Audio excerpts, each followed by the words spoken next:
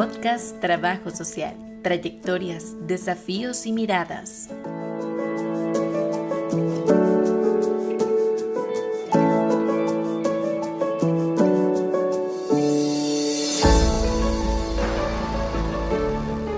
Hola, ¿qué tal? Les damos la bienvenida al podcast Trabajo Social, trayectorias, desafíos y miradas. Hoy nos acompaña Daniela Miranda Méndez y Floribeth Salazar Vargas, quienes nos van a hablar sobre un proceso que se realizó en comunidades en el marco de las elecciones presidenciales 2026. Les cuento que Daniela Miranda Méndez es licenciada en Trabajo Social por la Universidad de Costa Rica, también licenciada en Administración de la Educación No Formal por la Universidad de Costa Rica, promotora teatral y actriz del Taller Nacional de Teatro, diplomada de Flaxo en Comunicación sobre Derechos Humanos y Diversidad Sexual y actualmente es docente de la Escuela de Trabajo Social de la práctica de tercer año en la que se trabaja con la comunidad de La Carpio. También recientemente colabora con la Comisión de Acción Social de la Escuela de Trabajo Social y trabaja en la Vicerrectoría de Acción Social como coordinadora de la iniciativa Tejiendo Redes en la región Huetar Norte. Trabajó como coordinadora del equipo de Igualdad y Equidad de Género de la Rectoría de la Universidad de Costa Rica y se ha desempeñado como gestora comunitaria, promotora social y asesora comunal en distintas organizaciones con presencia en territorios rurales y la GAM. También tenemos a Floribeth Salazar Vargas, quien es licenciada en Trabajo Social por la Universidad de Costa Rica. También es egresada de la carrera de Educación No Formal de la Universidad de Costa Rica.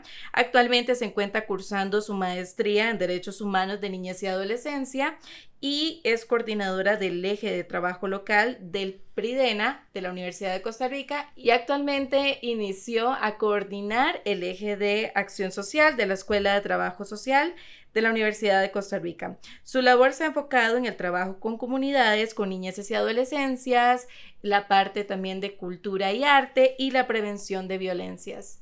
Bienvenidas. Gracias Fran. Por la invitación. Felices de estar en el espacio. Les cuento que esta experiencia fue desarrollada por la Escuela de Trabajo Social de la Universidad de Costa Rica en el marco del Fondo Caja de Herramientas para el Proceso Electoral de la Vicerrectoría de Acción Social. Durante los días 29, 30 y 31 de enero se realizaron intervenciones en comunidades del Caribe Norte y Punta Arenas, con el propósito de promover la participación ciudadana y el voto informado desde una perspectiva territorial cercana y no partidista.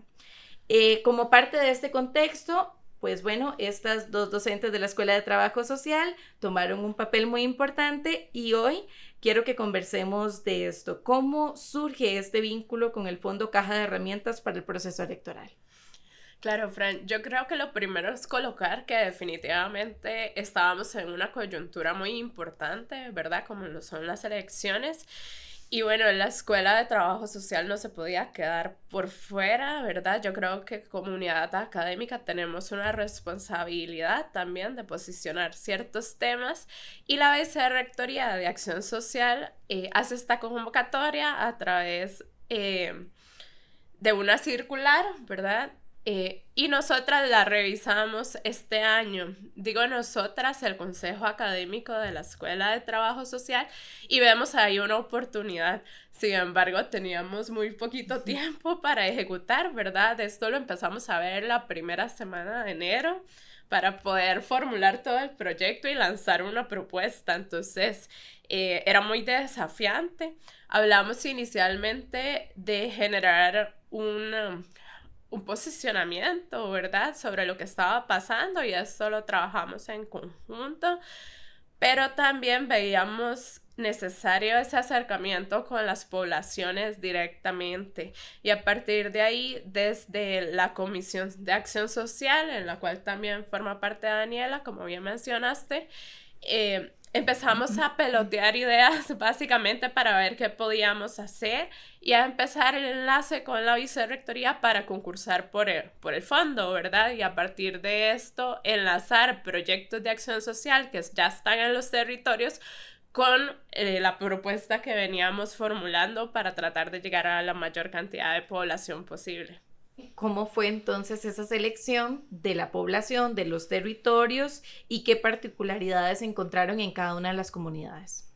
Bueno, ahí fue complejo porque como teníamos tan poco tiempo, entonces había que hacer una selección en aquellos territorios donde ya teníamos alguna presencia y por eso tomamos la decisión de enfocarnos en las temáticas también, porque bueno, había que priorizar qué temáticas podíamos hablar en todo ese contexto de demasiada información y decidimos tomar como referencia las prácticas de tercer año, pero también los proyectos de acción social que mencionaba Flori. Entonces, pues creo que lo más retador fue cómo definir cuál era el interés de la población con respecto a la información electoral, pero también de qué forma esa información podía ser accesible para las poblaciones con las que trabajamos cotidianamente en los territorios. Y pues ahí también hubo una particularidad porque a pesar de que la información se construyó para todos los lugares por igual, había que hacer como una traducción, ¿verdad? De cómo una temática tan compleja como el tema de seguridad podía ser colocado en 5 o 6 puntos en un afiche. Entonces, a partir de eso, bueno, definimos 5 temáticas. Una fue ambiente, otra educación, seguridad, niñeces y adolescencias y diversidades e inclusión. Esto también tomando como prioridad las temáticas que ya trabajamos tanto en los TCU como en las prácticas de tercer año. Y eso permitió pues llevar la información a esos lugares precisamente. Sí, tal vez a mí ahí me gustaría agregar justamente que, bueno, la Escuela de Trabajo Social tiene 11 proyectos de acción social, ¿verdad? Entre TCU, que son 3, y proyectos de extensión docente. Entonces ese fue como nuestro punto de partida. Así también decidimos los espacios geográficos donde están los TCU principalmente, que se encontraban ya realizando actividades y por ende era mucho más fácil poder llegar a las poblaciones. Y también, como para contextualizar a las personas que nos escuchan, la práctica de tercera la tomamos como referencia justamente porque es una práctica que se lleva a cabo en los espacios locales, entonces también nos permitía llegar a esas poblaciones. Eso es como el contexto del proyecto en general, pero profundizando justamente sobre trabajo social y las metodologías de trabajo que tenemos. ¿Qué actividades se incluyeron? ¿Qué dinámicas lúdicas? ¿Cómo sucedió todo esto? Y también en el marco de que eran poblaciones muy específicas. Teníamos los dos extremos. Estábamos trabajando por un lado con niñeces y también con acciones informativas con personas adultas. Entonces son dos extremos y dos formas de recibir y aprender la información. Entonces, ¿cómo fue y por qué es tan importante también trabajar con esas dos generaciones? Ese fue el principal desafío, ¿verdad? Y creo que acá yo empezaría por colocar la relevancia del trabajo intergeneracional en todos los sentidos. Porque, por ejemplo, para poder construir todos estos materiales, nosotras también dimos mano del trabajo con personas estudiantes que tenían esta sensibilidad e interés de aportar al proceso electoral y que también se sumaron al equipo de trabajo. Estas estudiantes de trabajo social, pero también se sumaron estudiantes de los TCU. Entonces, en conjunto fuimos construyendo las propuestas. Desde ahí me parece que ya esa perspectiva de diferentes visiones, ¿verdad?, hace que podamos tener un mayor impacto con los productos que se generaron. De ahí, bueno, Dani mencionaba algunos afiches, infografías informativas, pero también hicimos stickers que creíamos que era una forma de que las personas pudieran tener como esa información a la mano y además replicarla al pegarla en cualquier parte, ¿verdad? Entonces nos permitía ampliar aún más el impacto. Bueno, además de videos y otros elementos que se generaron, pero coloco esto primero para decir que esto es un trabajo que no se puede hacer en soledad, ni una desde su perspectiva, sino que implica un trabajo articulado con diferentes poblaciones, ¿verdad? Yo creo que es muy importante. Y luego el tema de, bueno, cómo llegamos a las poblaciones, y eso, ambas que somos docentes de esta práctica, ¿verdad?, tenemos muy claro que hacer uso de herramientas creativas y no pensar que es como ir a hablarle a la gente y pensar que con eso ya nos van a escuchar, ¿verdad? Eso no alcanza. Entonces, Pensamos en la importancia de generar procesos de intervención en espacios públicos donde ya de por sí las personas están ahí en su cotidianidad, y a partir de eso poder trabajar tanto con las niñeces como con las personas adultas que les acompañan en ese espacio. Con las niñeces se trabajó específicamente como en una simulación de votaciones, ¿verdad? Y esto es súper importante porque desde ahí empezamos a trabajar los procesos de construcción de ciudadanía. Esta nos permite también como confrontar esta idea de que la ciudadanía se ejerce al votar siendo una persona mayor de edad, etcétera, sino que, bueno, no, construimos ciudadanía y somos seres políticas desde que nacemos, ¿verdad? Yo lo posiciono un poco desde ese lugar. Entonces, hicimos este ejercicio tal cual, una simulación de votaciones con la mampara, con la crayola, con los buzones, donde los niños y las niñas votaban por su símbolo nacional favorito, como por su animal favorito, que por cierto ganó el manatí, y también votaban por su juego favorito.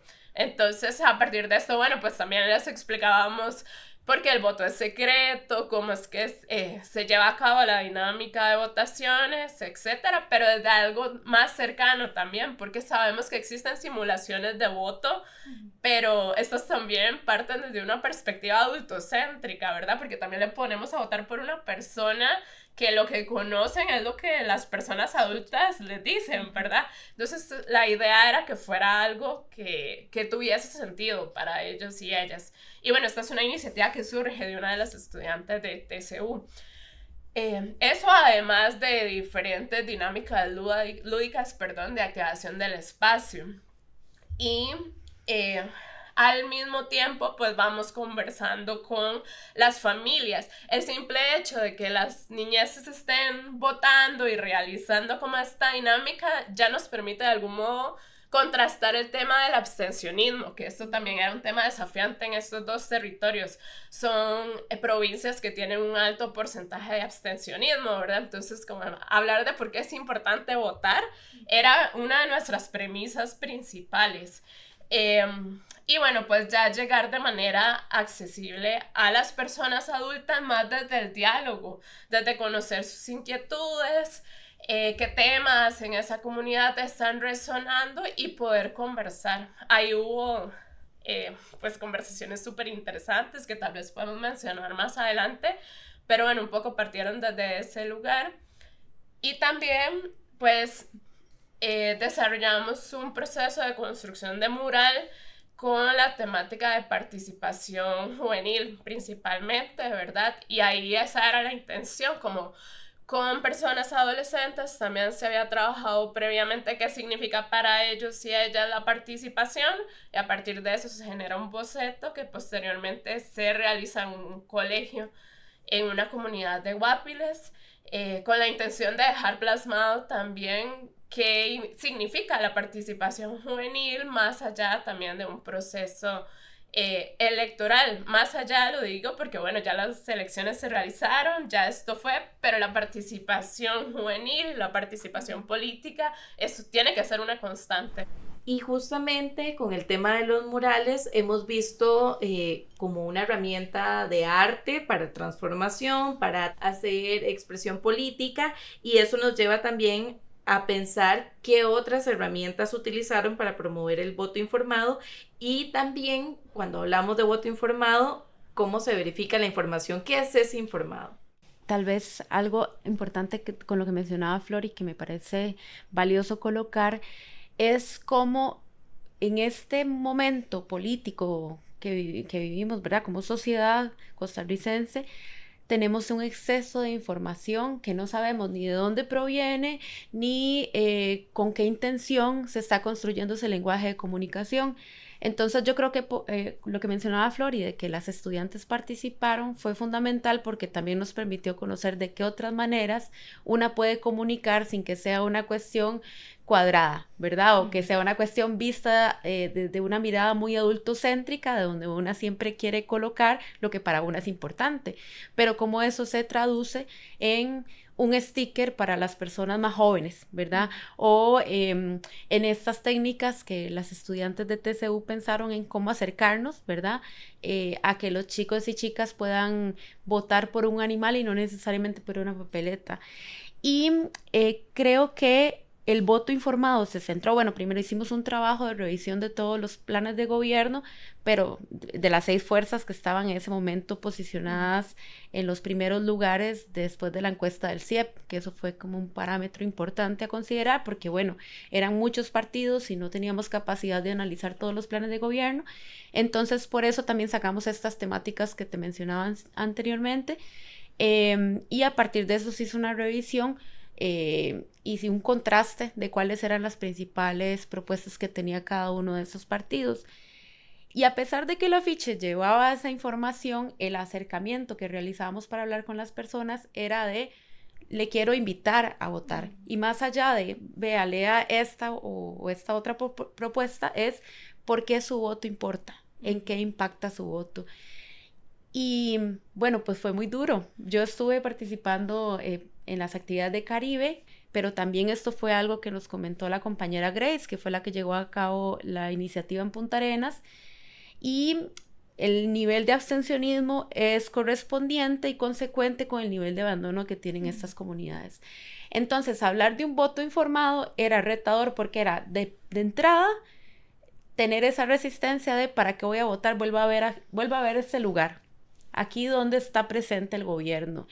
Y pues eso era sumamente impactante, ¿verdad? Además de el miedo que puede estar atravesado por las situaciones de violencia, por el crimen organizado, desde dónde yo me puedo posicionar o no al hablar en público con una persona que no conozco y qué implicaciones podría tener eso eventualmente en mi vida cotidiana. Entonces, creo que también tener esta apertura, ¿verdad? Yo creo que, bueno, por lo menos a mí me atravesó mucho cómo acercarme sin posicionar mi criterio, ¿verdad? Cómo escuchar y cómo orientar a las personas, no por X o Y partido, sino para hacer una conciencia sobre la democracia y la participación ciudadana más allá también del voto, ¿verdad? Cómo acercarnos a otras formas de involucramiento, no solamente cada 4 años. Y pues ahí, pues sí, fue retador encontrarnos con las personas. Yo particularmente hablé con muchas personas que me decían, yo ya no quiero votar, o sea, no voy a votar, no me interesa la información. Y cuando ya se establecía un diálogo del por qué, para qué votamos, entonces las personas recibían la información. Pero bueno, principalmente esto de que no fuese una información partidista, aunque llevaba propuestas de partido, lo más importante era propiciar que las personas generaran una concientización o sensibilización sobre la importancia de votar. Extendemos un agradecimiento al ICAM de la Escuela de Ciencias de la Comunicación Colectiva por el apoyo técnico y el espacio físico. También al Fondo Especial para la Educación Superior, FES, el cual permite este y otros proyectos de acción social. Continuamos con el podcast agradeciéndole nuevamente a Daniela Miranda y a Floribeth Salazar por acompañarnos y conversar sobre esta iniciativa en el marco del proceso electoral 2026. Después de esta experiencia, ¿por qué consideran importante que Trabajo Social se involucre activamente en espacios vinculados a los procesos electorales y también la toma de decisiones? Yo de entrada lo que pienso es como, ¿por qué no? ¿Verdad? Yo creo que tenemos una obligación, un deber ético-político de incidir en estos espacios porque cuando estamos hablando de los procesos electorales estamos hablando de todo lo que tiene que ver con el quehacer social también, ¿verdad? Con la construcción de la institucionalidad, con la construcción de política pública, hacia dónde se dirigen los presupuestos, cómo esto va a impactar a las diferentes poblaciones con las que trabajamos, cuál va a ser la calidad de vida que van a tener las personas en los territorios, etcétera. Es decir, es algo que nos atraviesa completamente, ¿verdad? De entender que el proceso electoral define en gran medida, pues, bueno, define en gran medida, no, define la construcción de país o la apuesta de país que se hace, es un elemento central, y eso es algo que lastimosamente hemos sido dejado de lado, y por eso vemos un montón de reacciones justamente cuando ya vienen las elecciones, ¿verdad? Pero ¿qué hicimos? ¿Qué hacemos todos los años previos, ¿verdad? Es como que nos alejamos un poco de la dinámica. Y ahí vamos, o sea, perdemos la perspectiva de lo que implican los procesos políticos en general. Entonces yo creo que eso es lo primero, ¿verdad? Es fundamental que trabajo social esté involucrado no solo frente al momento electoral, sino en todo este proceso, insisto, de construcción de ciudadanía, que yo creo que mucho de esto hemos dejado de lado. Muchas personas en los territorios, como decía Daniela, ¿verdad? Se sienten, y con total razón, excluidas, y entonces no se sienten partícipes de la misma dinámica comunitaria, de la dinámica social, etcétera, y eso es algo en lo que nosotras necesitamos empezar a incidir, ¿verdad? Desde un lugar no jerárquico, sino más de construcción dentro de los espacios. Incluso esto, ¿verdad? Cómo veíamos resistencias con las personas, pero a través del diálogo podemos ir viendo que de pronto no es que no les interesa, ¿verdad? Y que eso es muy importante para no culpabilizar a las poblaciones sobre sus decisiones, sean de votar, de no votar o por elegir X o Y partido, eso es fundamental, sino poder abrir más esos canales de diálogo para comprender un poco mejor el contexto y a partir de eso generar y construir propuestas de manera colectiva. Entonces ahí a mí me parece que trabajo social pues tiene muchísimo que hacer y que definitivamente tenemos que estar, ¿verdad? Y comunidad académica creo que en este momento estamos muy comprometidas con eso. Y creo que con esto que dice Flori, validar el enojo, ¿verdad? Porque invisibilizar las emociones que atravesan a las personas en esos cuerpos que resisten cotidianamente la desigualdad sería muy, muy obtuso, ¿verdad? Y también muy revictimizante, como decía Flori. Y yo creo que eso abrió la conversación, ¿verdad? Yo conversé con un par de personas, una chica inclusive, que terminamos hablando de su vida cotidiana y hay una gran necesidad de escucha. Y yo creo que desde ahí tiene que partir también el ejercicio profesional que hacemos, porque a veces pensamos que llegar a trabajar el tema de participación ciudadana solamente llegar y explicar cómo funciona la votación y cuáles son los mecanismos o las instituciones. No, empieza por escucharnos como seres humanos y entender a dónde las personas les está doliendo la vida. Y creo que justo ahí también involucrarnos como profesión, desde no solamente el tema electoral, como ya Flori lo mencionó, sino desde la incidencia comunitaria, porque entender además los procesos de participación, no solamente en el plano nacional, sino en el local, yo creo que nos tiene que llevar hacia otro lugar donde los gobiernos locales terminan decidiendo muchísimo de la vida cotidiana de las personas. Y hay una desconexión, creo, ¿verdad?, entre los territorios y cómo eso incide en su vida. Y por ahí pasa, a mí me queda mucho de reflexión, yo que trabajo con niñeces y adolescencias en la práctica de la Carpio, que es necesario generar un proceso desde muy temprana edad de por qué es importante que estemos en la política y cómo la política va a seguir decidiendo por nosotros y nosotras no empezamos a decidir por la política. Entonces yo creo que es un proceso de transformación que requiere mucho tiempo y paciencia, pero hay que ir construyendo, ¿verdad? Como poniendo semillitas en el camino, porque si no vamos a llegar a un proceso de mayor desconexión, menor participación ciudadana, mucha apatía y mucho enojo. Y eso solo nos está llevando a una sociedad muy violenta. Entonces, creo que por ahí es fundamental que nos involucremos como ustedes. Y justamente partiendo de esto, ¿cuáles fueron los principales desafíos al trabajar la participación en el territorio? Y también aquí me surge una duda y una gran interrogante que yo creo que la respuesta aún, aunque pasemos una hora aquí hablando de eso todo el día, no la vamos a encontrar.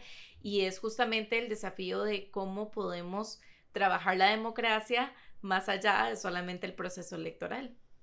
Sí, bueno, yo creo que Dani ya un poco ha ido colocando los desafíos, ¿verdad?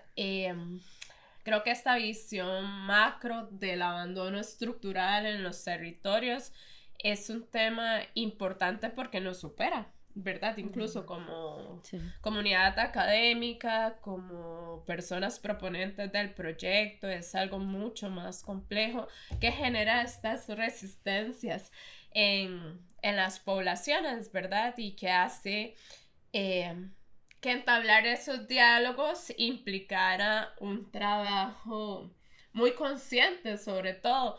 Y que acá me parece importante porque creo que una juega muchos roles, a veces no se da cuenta porque también esto fue un trabajo con las estudiantes de TCU, ¿verdad? De poder decir, ok, vamos desde este lugar, no vamos a imponer, no vamos a escuchar, qué vamos a hacer también ante las posibles respuestas que nos puedan dar las personas, entendiendo que muchas podrían estar enojadas, entendiendo que muchas podrían tener una perspectiva de la universidad que tal vez asocian con ciertos posicionamientos, ¿verdad? Entonces, ¿cómo hacemos para construir estos espacios de diálogo desde la apertura?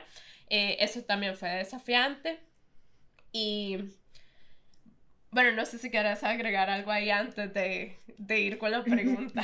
No, justo quería entrar a la pregunta, porque creo que preguntarse qué es la democracia, ¿verdad? En este momento, a mí me resulta muy complejo todavía tener una respuesta concreta, más allá de trascender la cita, ¿verdad? De un texto. Y creo que un poco nuestro papel, ¿verdad? Como trabajadoras sociales, requiere no solamente un tema de ese proceso, ¿verdad? De cómo el voto incide en nuestra vida cotidiana, sino también cómo se le da la vuelta hacia los procesos de incidencia en la política pública y los procesos de incidencia comunitaria que hacen una reivindicación. Y ahí movilizarnos también hacia otras fuerzas que en tiempos atrás en nuestro país podían demandar derechos y que creo que se ha perdido un montón en la organización popular, ¿verdad? Por el contexto en el que estamos, pero también porque creo que ha habido un silencio, como buscado a propósito, me parece, de los movimientos sociales, pero que esos movimientos sociales tienen que trascender también a otras poblaciones. ¿Qué pasa con las niñeces y las adolescencias como movimiento social? Porque creo que es que siempre seguimos viendo el movimiento social es el sindicato o no sé, el movimiento estudiantil y siempre una cuestión muy sectorizada, pero ¿qué pasa con el grueso de la población que no tiene un espacio donde organizarse o que no tiene el tiempo para organizarse, pero que tiene una necesidad inmediata que resolver? Entonces creo que hay que avanzar hacia nuevas formas de organización para comprender la democracia. No podemos seguir pensando en que los modelos que tuvimos en el pasado pueden funcionar para organizar a las personas en este momento. Y creo que nuevamente, y yo apelo mucho a eso, el vínculo humano. Ayer una estudiante lo mencionaba en el espacio, que fue de hecho una de las chicas que nos ayudó en la construcción del material.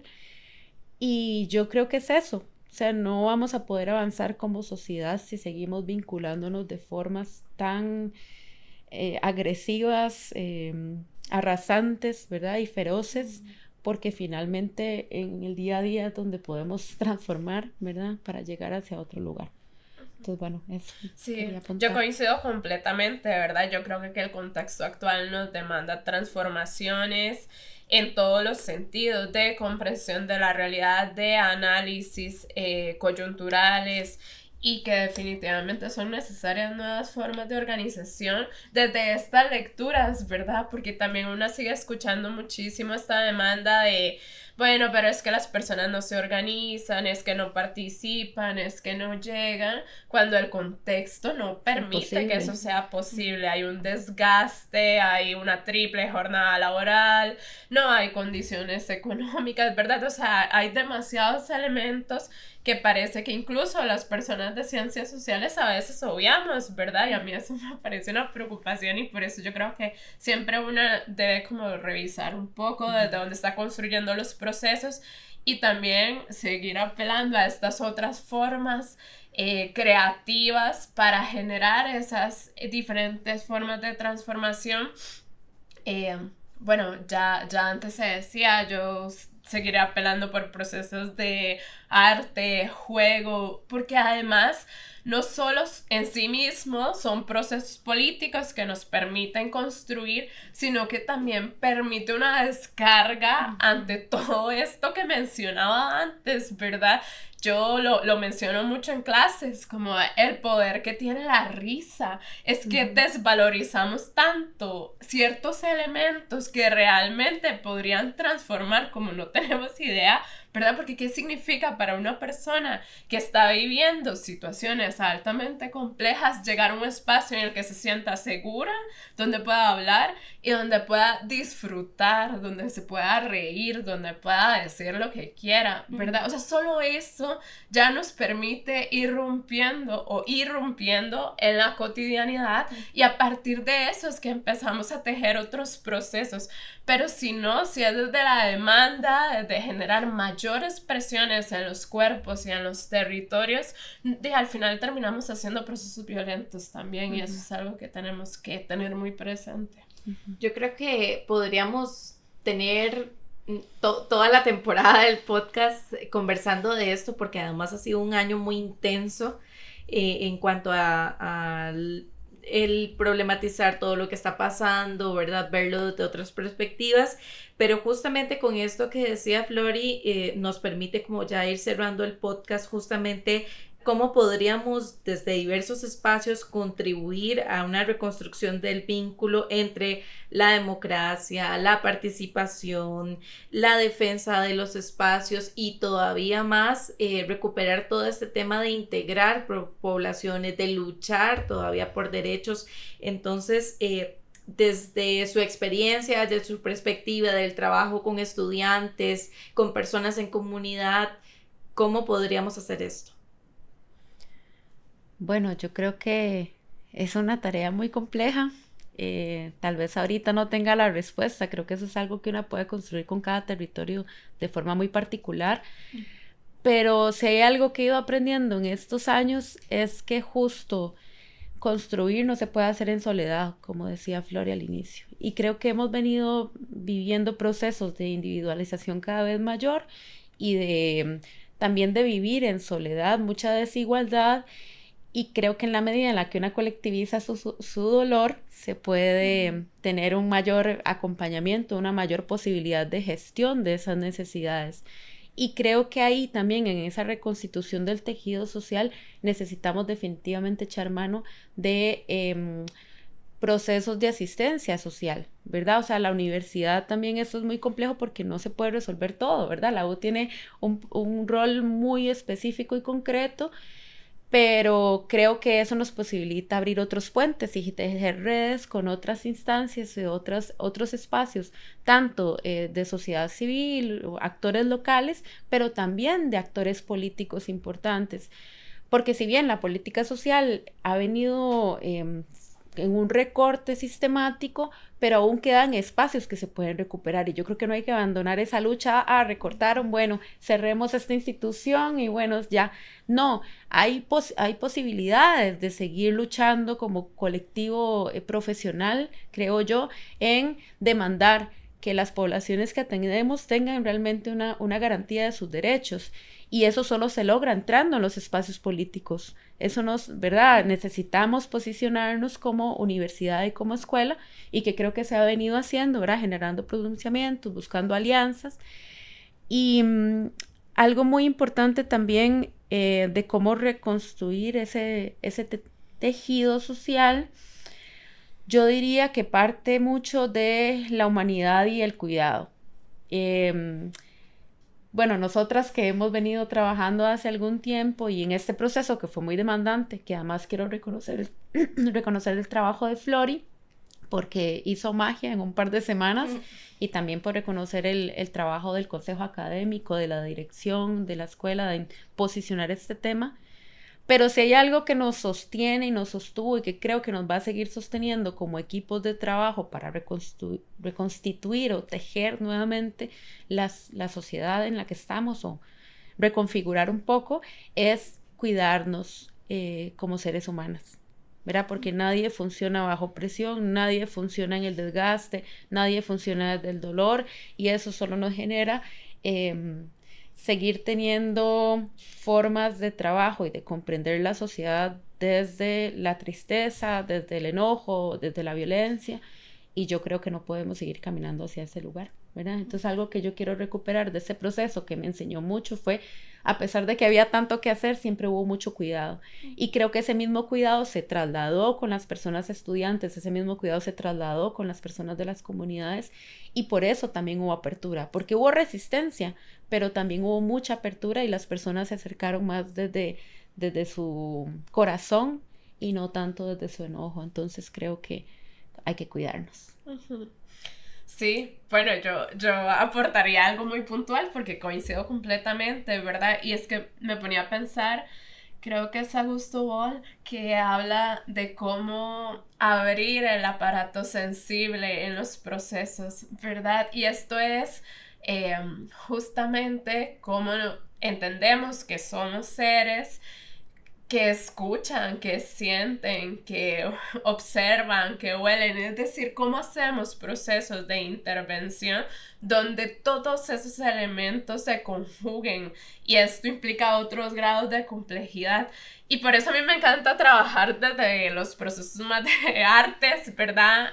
Bueno, en este caso haciendo alusión a teatro del oprimido, porque justamente creo que a veces nos quedamos demasiado enfrascadas en ciertas categorías analíticas, pero luego no sabemos cómo llevarlas a la práctica, ¿verdad? Y en los procesos artísticos nos permiten justamente eso, pero no solo para hacer en sí mismo procesos artísticos, sino para entenderlos, es decir, para generar este tipo de procesos reflexivos y decir, ok, desde mi intervención profesional, que tal vez sí, no sé, es un taller socioeducativo o incluso es algo más formal, pero yo llevo esto presente, ¿verdad? Como yo voy pensando en quién soy yo, porque primero humanizarse es fundamental, y en quiénes son las personas que están en el espacio para dialogar desde ese lugar, ¿verdad? Que también nos permiten formas más horizontales de construir y tejer, y eso va a ser muy importante.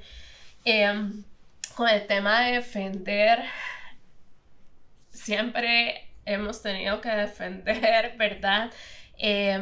Pero particularmente pienso en el desafío que se nos viene como universidad también, o sea, yo creo que eso es algo que compartimos, el reto que va a ser la defensa del Fondo de Educación, ¿verdad? Es algo que nos tiene que tener trabajando ya, que tenemos que tener clarísimo cómo gestar entonces estas otras formas de organización y de generar incidencia política desde lo más cotidiano, y esto pasa por las aulas, por los cursos, por los espacios de socialización en la SOA, o sea, tenemos que empezar a tener esta perspectiva presente en lo que sea que hagamos, porque definitivamente no se nos puede hacer tarde, que a propósito de los aprendizajes, ese es el que yo más he señalado, que sacamos esto en 2 semanas, pero esto debimos hacerlo en 4 años, ¿verdad? Sí, entonces totalmente. No se nos puede volver a hacer tarde, eso es para mí lo principal. Sí, y creo que tal vez ahí la escuela, y creo que ya Flori desde la Comisión de Acción Social lo ha venido posicionando, pero también la dirección, es como los procesos democráticos en general deben ser parte, por ejemplo, de nuestras prácticas académicas.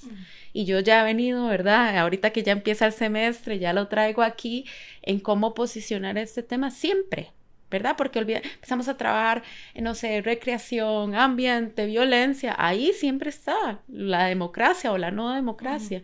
Entonces nunca perder de vista eso, ¿verdad? Y algo que se me fue a decir hace un ratito con este tema del tejido, la democracia, la sociedad, yo creo que la gente sabe, o sea, las personas saben cuál es el camino, y no hay que ir a inventarse el agua tibia, ¿verdad? Ni tener es que yo soy trabajadora social, entonces vengo a decir que vamos todas por aquí. No, la gente sabe.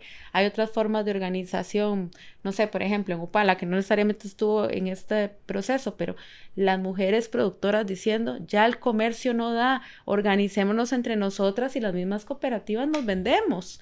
Entonces yo creo que el país va a ir buscando su camino, pero sí se necesita mucha fuerza, mucha lucha, como decía Flori, y no dar nada por sentado, ¿verdad? Todo lo que tenemos se puede acabar mañana. Yo creo que con eso nos vamos con muchas tareas, muchas preguntas, mucho por hacer. Qué difícil es no parar de luchar, pero también es parte de lo que tenemos que hacer, es parte de lo que tenemos que plantearnos. Y bueno, nuevamente agradecerles a ustedes por compartir en este episodio todo el trabajo que hicieron, por dejarnos justamente esas tareas, esas interrogantes, y esperamos que trabajemos estos próximos 4 años en lo que viene en las siguientes elecciones. Yo lamentablemente tengo que cerrar este episodio, pero quiero agradecerles a ustedes por su participación. También agradecerle al ICAM de la Escuela de las Ciencias de la Comunicación Colectiva por el espacio físico y el apoyo técnico. Y también recordar, y ya lo dijimos, el Fondo Especial para la Educación Superior FES y la Vicerrectoría de Acción Social de la Universidad de Costa Rica, porque son quienes permiten muchos de los proyectos que ustedes van a escuchar. Gracias nuevamente por acompañarnos. Gracias. Muchas gracias a ustedes.